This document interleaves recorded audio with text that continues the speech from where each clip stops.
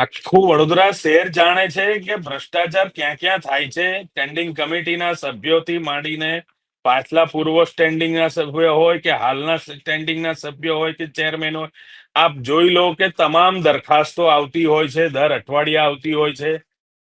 પણ જ્યારે કોઈ અંદરથી એક બે સભ્ય વિરોધ પણ કરે તો એવું કહેવામાં આવે છે કે ઉપરથી ઓર્ડર છે. એને આપણે જો શું સમજવું?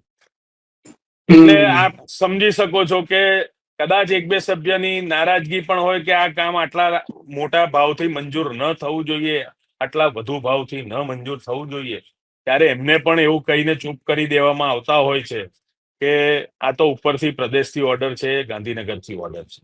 અને એના ઓ, કારણે આ પ્રમાણેનો ખોટા કામો મંજૂર થાય છે, ખોટા કોન્ટ્રાક્ટરો ફાવી જાય છે.